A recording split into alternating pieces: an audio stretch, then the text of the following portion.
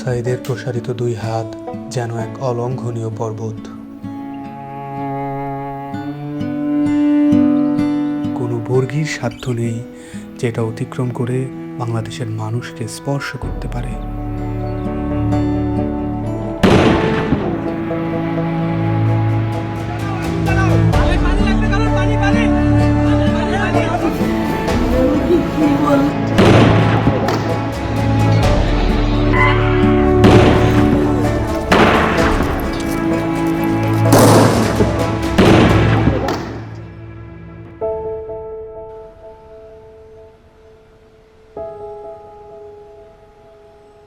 জুলাইয়ের পর থেকে এই বাবা প্রতিদিনই রাস্তার আশেপাশে হাঁটাহাঁটি করেন। কখনো আবার নির্বাক দাঁড়িয়ে থাকেন। উনি সামনের দিকে তাকিয়ে থাকেন, কিন্তু আসলে কোনো দিকেই তাকান না।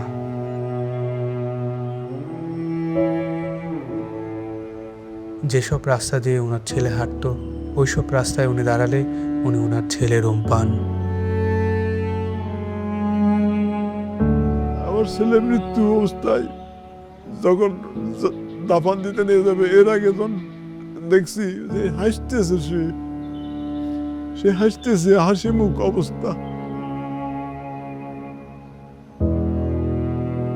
ইভেন্টের কাজ করতো, শুধু বাপের কিভাবে একটু সাহায্য করে। কোনো আজে বাজে আড্ডাতে ছিল না। ওই সারাদিন শুধু কলেজ থেকে আসা ও একটুখানি বিকেলবেলা একটু বন্ধু বান্ধব নিয়ে ক্রিকেট খেলতো, ক্রিকেটের পাগল।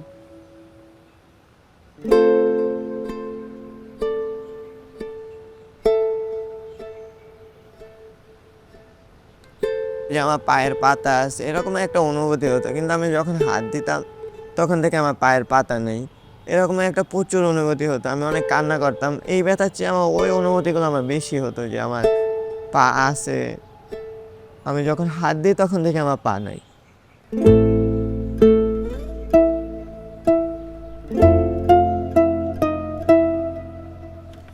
এই হসপিটালে আমি অল্প কিছুদিন হলো আসলাম। পা দিয়ে নতুনভাবে হাঁটা শিখতে আছি, মানে ছোটকালে যেভাবে হাঁটা শিখেছে মা, ওই রকমের এখানেও হাঁটা শিখাচ্ছে আর কি।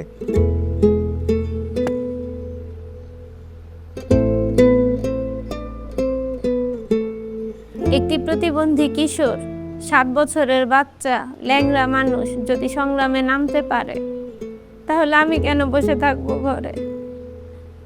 একদিন তো মরতেই হবে, তাই মৃত্যুর ভয় করে স্বার্থপরের মতো ঘরে বসে না থেকে গুলি খেয়ে বীরের মতো মৃত্যু অধিক শ্রেষ্ঠ। আমি যদি বেঁচে না ফিরি, তবে কষ্ট না পেয়ে গর্বিত হয়েও জীবনের প্রতিটি ভুলের জন্য ক্ষমা চাই। আনাস।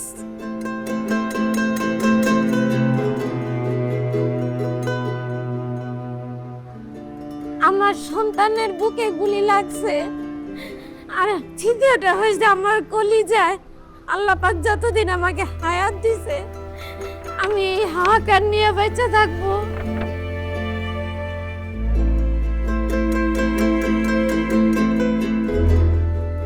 বাবা আসলে আমাদের একটা কিছু না, কিন্তু চকলেট নিয়ে আসছো। পিউ বাবা নাই বাড়িতে, যখন বাইরে গেছে আর পুলিশ এসে ওকে ঘুড়ি মেরে দিছে। আই মিস ইউ পিউ বাবা।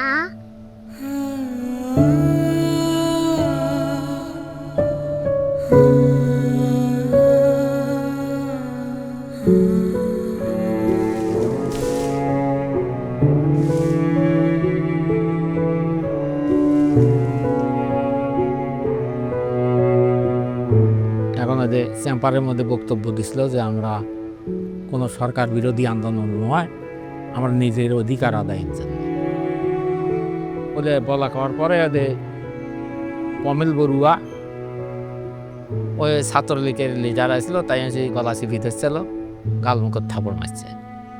এখন ওই জন্যই ওর জেদ ধরে শহীদ হলো কি এখন ওটার ব্যাখ্যাটা আর আমি জানি না।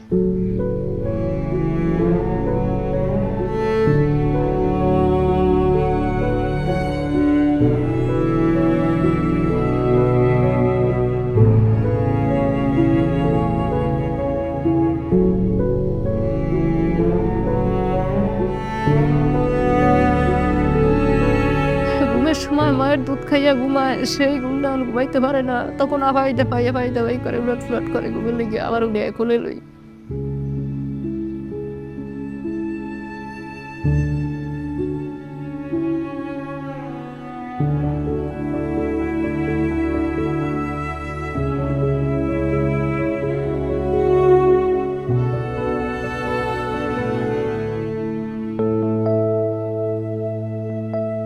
এখানে এসে যখন দেখি যে এখানে সবসময় ভাইয়া পড়াশোনা করতো, এই বিছানাতে থাকতো, এখন যখন দেখি ও নাই তখন একটা শূন্যতা কাজ করে মনের মধ্যে।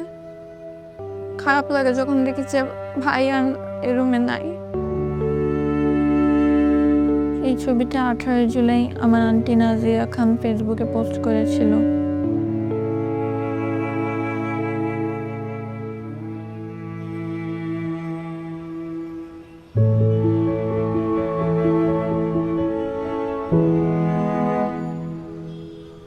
আজ কতদিন হলে আমার ছেলে আমার মা কয়, আমার মাও কয় না, আমার বুক হয় না, কয় না আমার বাপ বেড়ে দে। আমার সন্তানদের যারা যেভাবে মারছে আল্লাহ তাদের বিচার করুক।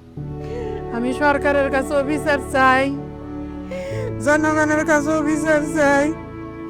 আমার সন্তানদের মারছে, হাজার হাজার মায়ের বুক খালি করছে, যে কালি করছে তারও বিচার করুক আল্লাহ।